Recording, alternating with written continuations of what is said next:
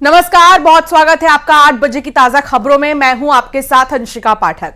भोपाल से खबर, जहां एमपी में भारी बारिश का अलर्ट जारी किया गया है और ग्वालियर, भिंड, छिंदवाड़ा में बारिश होगी। ज्यादातर जिलों में भारी बारिश का अलर्ट जारी किया गया है। आज और कल से ज्यादा स्ट्रॉन्ग मॉनसून सिस्टम होगा। 11 जुलाई तक भारी बारिश का ऑरेंज अलर्ट जारी किया गया है। वो शहर, वो इलाके भी आपको बता देते हैं जहां पर बहुत ज्यादा बारिश होने वाली है। वो है ग्वालियर, भिंड, छिंदवाड़ा। यहां पर काफी ज्यादा बारिश होने वाली है, भारी बारिश होने वाली है। एक तरह से महाकौशल के जो इलाके हैं वहां पर बहुत ज्यादा बारिश हो सकती है। मौसम विभाग की तरफ से ऑरेंज अलर्ट इन जिलों के लिए जारी किया गया है। लगभग 11 जुलाई तक इसी तरह बारिश का जो सिलसिला है वो बरकरार रहेगा। ज्यादातर जिलों में बारिश का अलर्ट मौसम विभाग ने जारी किया है।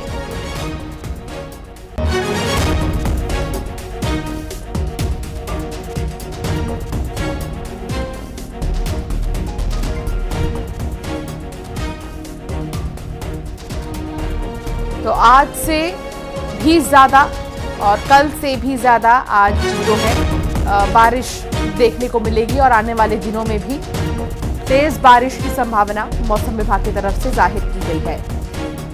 वासु चौरे संवाददाता साथ जुड़ गए हैं। वासु, इस बार मॉनसून काफी जबरदस्त तरीके से दस्तक दिया है और आने वाले कुछ दिन काफी ज्यादा सेंसिटिव हो सकते हैं कुछ इलाकों के लिए। क्या कुछ मौसम विभाग की तरफ से कहा गया, कितना सतर्क रहना होगा, सावधान रहना होगा? निश्चित तौर पर देखिए, मानसून का सीजन अब पूरे मध्य प्रदेश में एक्टिव हो चुका है। 3-4 साइक्लोनिक सिस्टम बन रहे हैं, कम दबाव के क्षेत्र बन रहे हैं। लगातार अरब सागर से जो नमी है वो आ रही है। बंगाल की खाड़ी में जो है वो अलग अलग सिस्टम डेवलप हो रहे हैं और इन सब सिस्टम्स का जो असर है वो अब मध्य प्रदेश में दिखाई दे रहा है, जिसके चलते मध्य प्रदेश के कई इलाकों में लगातार जो बारिश है वो हो रही है। अगर आप ग्वालियर चंबल में देखें तो वहां से जो तस्वीरें सामने आ रही हैं, भारी बारिश के बाद वहां पर नदी नाले पूरी तरह से अब उफान पर आ चुके हैं और इसी तरीके के हालात जो हैं या इसी तरीके का जो अलर्ट है वो मध्य प्रदेश के अलग अलग इलाकों में बना हुआ है। चाहे वो मालवा निमाड़ का क्षेत्र हो, सेंट्रल एमपी का क्षेत्र हो या फिर महाकौशल हो, विंध्य का इलाका हो, सभी जगहों पर आने वाले दिनों में अच्छी खासी जो बारिश होने का अनुमान है वो जताया गया है। ऑरेंज अलर्ट, येलो अलर्ट लगातार मौसम विभाग की ओर से जारी किए जा रहे हैं और आने वाले दिनों में अच्छी बारिश का जो सिलसिला है वो देखने को मिलेगा। राजधानी भोपाल की अगर बात करें तो सुबह से ही यहाँ पर भी काले घने बादल जो है वो छाए हुए हैं और आज दिन में यहाँ पर जबरदस्त बारिश जो है वो हो सकती है। कई जगहों पर आंधी तूफान के साथ जो बिजली चमकने की संभावना है, बिजली गिरने की संभावना है, वह भी व्यक्त की जा रही है। ऐसे में मौसम का मजा लोग जरूर ले, लेकिन सावधानी भी बेहद रखें। अगर मौसम बिगड़ा हुआ है तो अपने मोबाइल्स का इस्तेमाल थोड़ी सी सावधानी के साथ करें। हवा, पानी, आंधी तूफान, बिजली चमकने जैसी स्थिति बन रही है, थंडर स्टॉर्म जैसी स्थिति है, तो अपने घरों से बाहर ना निकले और खासतौर पर ट्रैवल बिल्कुल ना करें। पेड़ों के आसपास खड़े ना हो क्योंकि ये इलाके अक्सर सेंसिटिव हो जाते हैं और ऐसी मौसम में ट्रैवल करना या पेड़ों के आसपास रहना आपके लिए बेहद खतरनाक भी किसी भी वक्त साबित हो सकता है। और आने वाले दिनों में मध्य प्रदेश में कुछ ऐसा ही जो मौसम है, थंडर स्टॉर्म जैसी स्थितियां हैं वो लगातार कई जगहों पर बनती हुई दिखाई देंगी और अच्छी खासी बारिश होने का जो अनुमान है वो मौसम विभाग ने पहले ही व्यक्त कर दिया है। शासन प्रशासन ने अपने स्तर पर तैयारी कर ली है। जिस तरीके से अलर्ट जारी किए गए हैं, सावधान रहने को कहा गया है, रैपिड एक्शन फोर्सेस को एक्टिव कर दिया गया है। नगर निगम का अमला हो, जिला प्रशासन का अमला हो, ये तमाम एजेंसियां जो हैं वो भी सतर्क मोड पर हैं। अलग अलग जो नंबर्स हैं लोगों की सहायता के लिए वो भी जारी कर दिए गए हैं। उम्मीद है भारी बारिश हो, अच्छी बारिश हो, लेकिन ये किसी तरीके की जनहानि ना कराए, ये किसी तरह से लोगों को और हर कोई बारिश के मौसम में यही सोचता है कि बारिश तो अच्छी हो, लेकिन उतनी अच्छी हो जिससे किसी के लिए यह आफत ना बने। वासु, बहुत शुक्रिया जानकारी साझा करने के लिए। तो फिलहाल सावधान होने की जरूरत है। 11 जुलाई तक बारिश का सिलसिला जारी रहेगा। मंडला में पीएचई कैबिनेट मंत्री संपत्या उइके के गृह ग्राम में डायरिया फैल रहा है। इस पर विस्तार से आपको जानकारी साझा करेंगे, लेकिन एक बड़ी खबर आ रही है श्योपुर से। पार्वती नदी उफान पर है, सुंडी गांव बना टापू। 300 से भी ज्यादा लोग फंसे हुए हैं। प्रशासन के समझाने के बाद भी गांव नहीं छोड़ रहे हैं लोग। पार्वती नदी से चारों ओर से सुंडी गांव घिरा हुआ है। मौके पर एसडीआरएफ की टीम तैनात कर दी गई है। 300 से भी ज्यादा लोग यहां पर फंसे हुए हैं, लेकिन वो अपना गांव नहीं छोड़ रहे हैं। उनका कहना है कि जाएंगे तो जाएंगे कहां, क्योंकि अपना घर है यहाँ पर, यहाँ वो सुरक्षित महसूस करते हैं। लेकिन अभी उन्हें अंदाजा नहीं है कि पार्वती नदी के उफान पर आने से उनकी जान को खतरा हो सकता है, और इसीलिए प्रशासन की तरफ से बार बार उन्हें समझाया जा रहा है कि गांव को छोड़कर चले जाएं। उनका रेस्क्यू भी किया जा रहा है।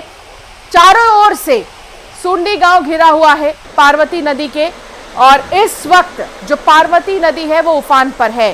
दीपक दंडौतिया संवाददाता साथ जुड़ गए हैं। दीपक, क्यों नहीं गांव वाले मानने को तैयार है जब वो देख रहे हैं कि ये नदी उफान पर है और उनकी जान को खतरा हो सकता है? जी बिल्कुल, जहां तक ग्रामीणों की बात है तो ग्रामीण लंबे अरसे से इस माहौल को देखते आ रहे हैं। हर साल बारिश के सीजन में ऐसी कंडीशन बनती है और आपात स्थिति जब बनती है, गांव तक पानी पहुंच जाता है, तब वो गांव छोड़ते हैं। हर बार प्रशासन आपात स्थिति में रेस्क्यू कराता है और पहले से कई बार उन्हें निकालने की योजना बनी है। अब तो उन्हें विस्थापित करने की योजना भी प्रशासन ने बना ली है। हालांकि उस जमीन पर विवाद होने की वजह से उन्हें विस्थापित नहीं किया जा सका। इस वजह से ग्रामीण अपने ही गांव में रहना चाहते हैं, क्योंकि उनका घर जमीन जो भी है उसी गांव में, और एक बड़ा टापू है जिस पर उनकी खेती बाड़ी भी होती है और उनका गांव भी है, और 300 से ज्यादा लोग यहाँ पर रहते हैं। तो अब प्रशासन की टीमों ने समझाने का प्रयास किया। कलेक्टर लोकेश कुमार जहांगीर खुद मौके पर पहुंचे और बीते रोज उन्हें समझाइश भी दी कि आप गांव खाली करें। कलेक्टर ने जैसे तैसे महिला, बच्चे और बुजुर्गों को गांव से बाहर निकालने के लिए लोगों को समझाया, जिसके बाद कुछ लोग मान भी गए हैं। और अब नदी का जलस्तर लगातार अब वो कम हो रहा है, लेकिन कब आपात स्थिति बन जाए ये कहा नहीं जा सकता, क्योंकि प्रदेश भर में बारिश हो रही है। जी बहुत शुक्रिया दीपक जानकारी साझा करने के लिए। तो ये सुंडी गांव जो कि पार्वती नदी से घिरा हुआ है, इस गांव पर अब खतरा मंडरा रहा है, क्योंकि बाढ़ जैसे हालात, पार्वती नदी का जलस्तर बढ़ चुका है और ऐसे में 300 जिंदगियां अधर में लटकी हुई हैं, मानने को तैयार नहीं कि गांव छोड़ दें, और गांव में ही रुकी हुई हैं ये जिंदगियां।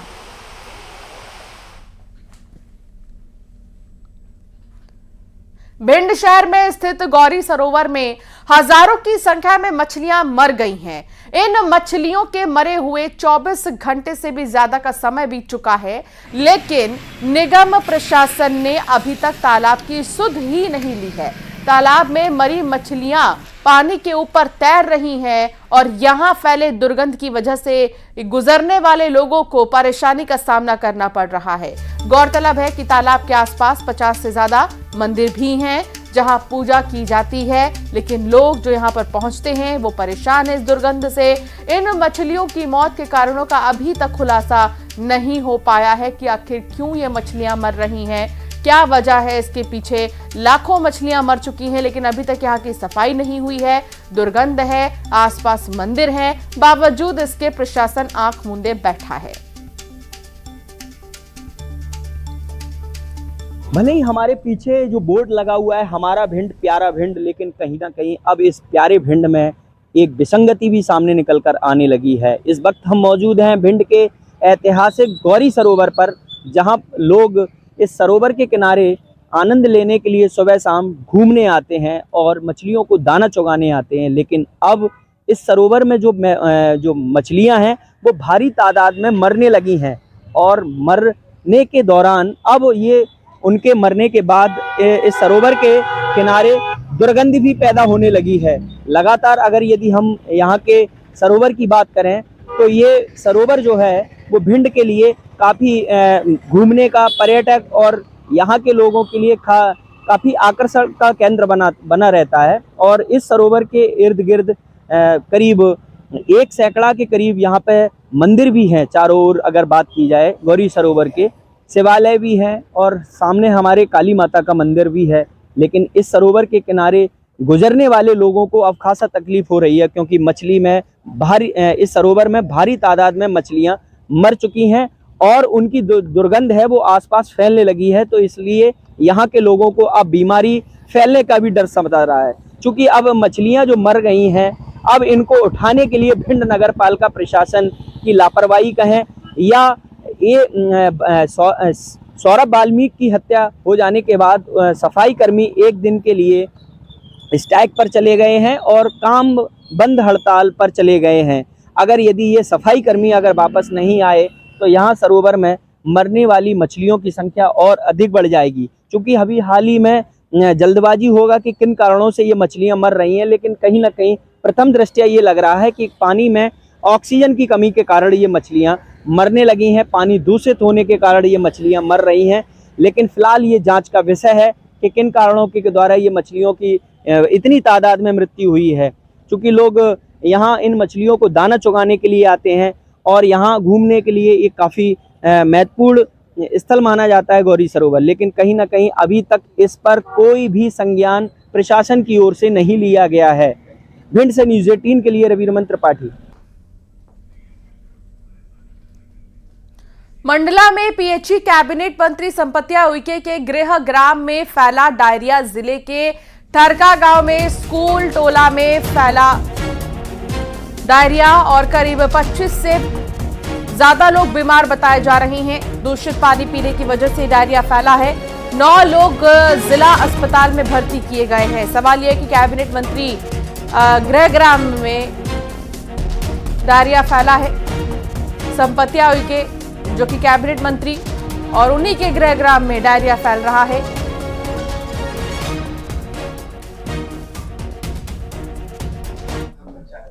में यही लग रहा है कि पानी पीने से जो रहता है इन्फेक्टेड वाटर हो उसके कारण इनको डायरिया हुआ है। तो टोटल अभी हमारे यहाँ पे 8 केस आए हैं डिस्ट्रिक्ट हॉस्पिटल में और इनमें सभी का उपचार हो रहा है अभी सभी का। लेकिन प्रारंभिक वही हो सकता है कि पाइपलाइन वगैरह जैसे बता रहे नल जल योजना का इन्होंने जल जो ग्रहण किया है, तो हो सकता है कि पाइपलाइन वगैरह में कुछ ब्रेकेज आया हो, लीकेज आया हो, जिसके कारण मिक्सअप हुआ हो पानी का, तो यही कारण हो सकता है। हमारी गुड़िया को लैट्रिन दस्त हो रहा है, उल्टी दस्त कल से हो रहे हैं और बहुत परेशान है। पता नहीं गांव में माने नाली वगैरह की साफ सफाई भी अच्छे ढंग से नहीं होती, पानी टंकी की सफाई भी नहीं होती। लगभग यहाँ पर 12 से 13 लोग करीब भर्ती यहाँ पर। टंकी की हमारे गांव में ठरका में टंकी में शायद बहुत दिन से सफाई नहीं, इस कारण से कुछ कीड़े कीटाणु वगैरह हो गए हैं।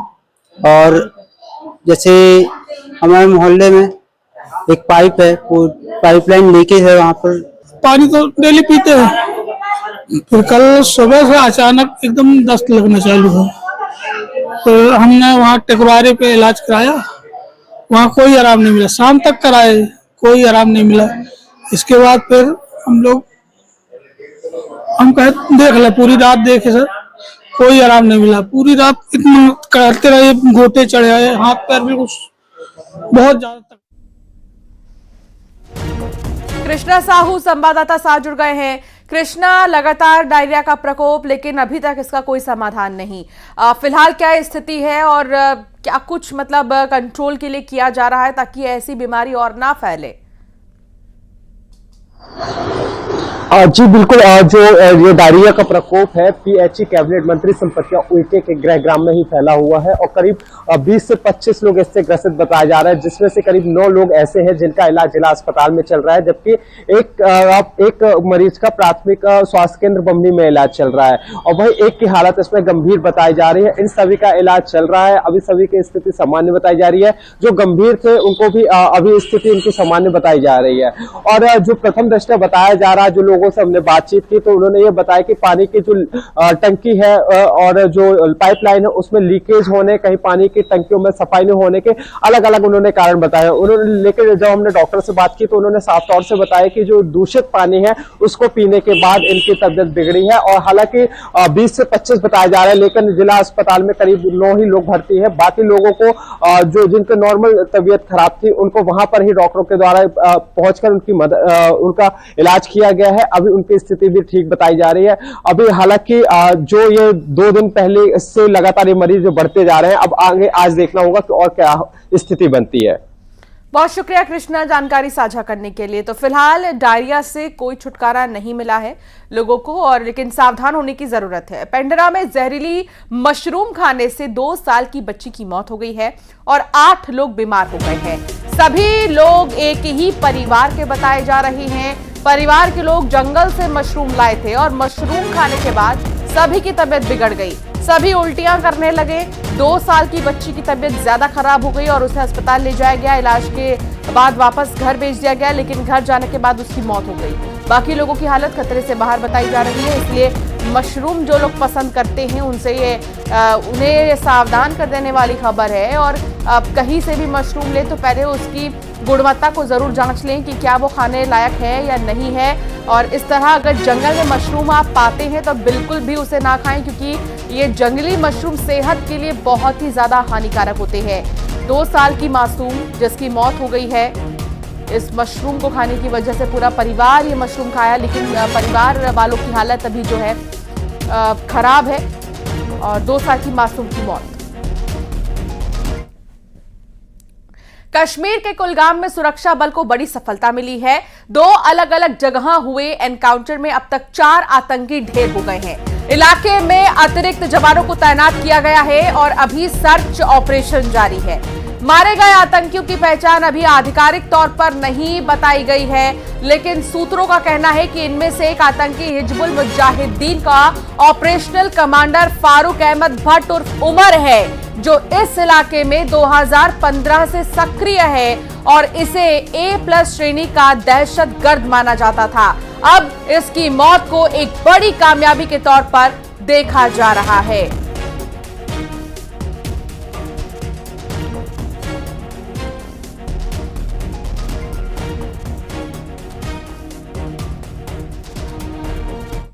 और बाकी सिक्योरिटी फोर्सेस जो हैं ऐसे चीज़ों को ट्रैक करती रहती हैं और ये काफ़ी सिग्निफिकेंट अचीवमेंट है सभी सिक्योरिटी फोर्सेस के लिए।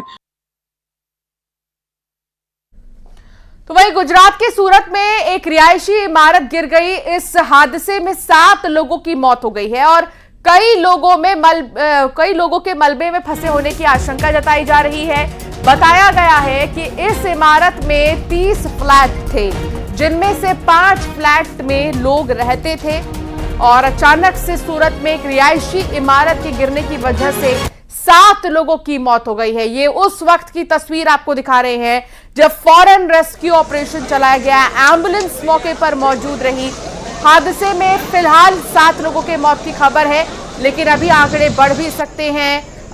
कई लोगों के क्योंकि मलबे में दबे होने की आशंका जताई जा रही है। वैसे तो 30 फ्लैट इसमें थे, लेकिन 5 ही फ्लैट में लोग रहते थे।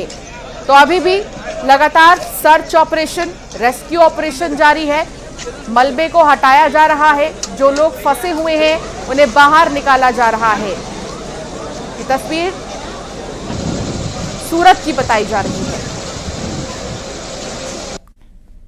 निकाल लिए गए हैं। अभी कितने फंसे होंगे वो तो क्लियर नहीं बोल सकते, लेकिन अभी ऑपरेशन चालू है। अगर और भी हो सकता है, संभावना जताई जा रही है। मलबा हटाने में और कितना वक्त लग सकता है? मलबा हटाने में तो अभी ज़्यादा टाइम नहीं लगेगा। अभी 2-3 JCBयाँ चल रही हैं।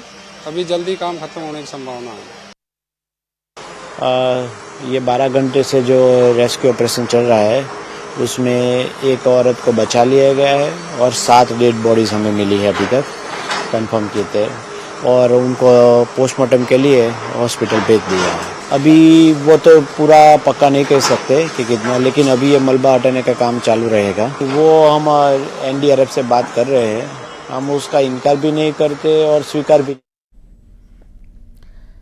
जगदलपुर में 10 किलो गांजा बरामद हुआ है। बस्तर पुलिस की बड़ी कार्रवाई देखने को मिली और रेलवे स्टेशन के पास तस्कर पकड़े गए हैं। तस्कर के साथ 2 सप्लायर भी गिरफ्तार हुए हैं। 2 तस्कर कानपुर और एक ओडिशा का रहने वाला बताया जा रहा है। रेलवे स्टेशन के पास से तस्कर पकड़े गए हैं और एक तस्कर ओडिशा का रहने वाला बताया जा रहा है। 10 किलो गांजा भी मौके से बरामद हुआ है।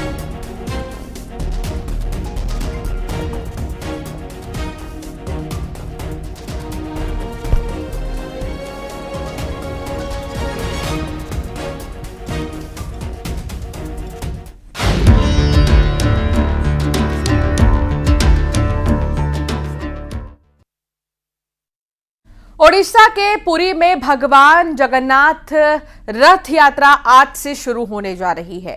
पुरी जगन्नाथ धाम सज धज कर तैयार है। राष्ट्रपति द्रौपदी मुर्मू भी भगवान जगन्नाथ रथ यात्रा में शामिल होंगी। आज कई स्तरों पर धार्मिक अनुष्ठान होने के बाद शाम में प्रतीकात्मक तौर पर रथ खींचा जाएगा।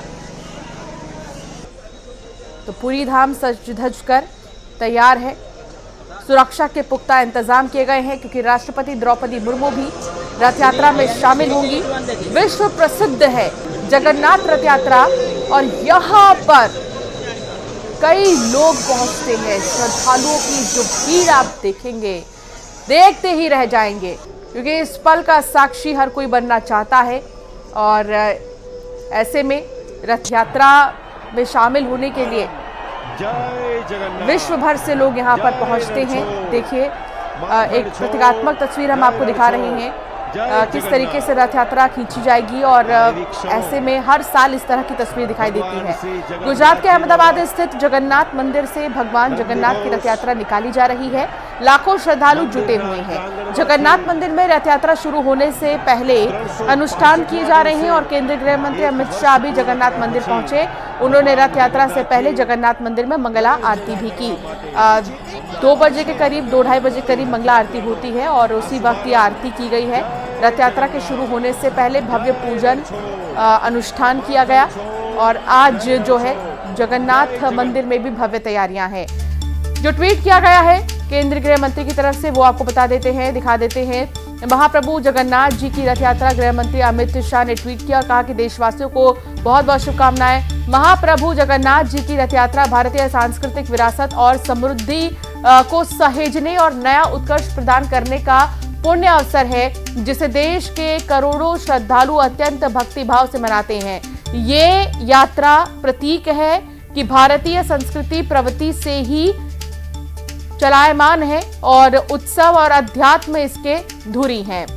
तो मैं सभी देशवासी को महाप्रभु की रथ यात्रा की हार्दिक शुभकामनाएं देता हूं और महाप्रभु जगन्नाथ, वीर बलभद्र और माता सुभद्रा से सभी के कल्याण और उन्नति की कामना करता हूं। जय जगन्नाथ।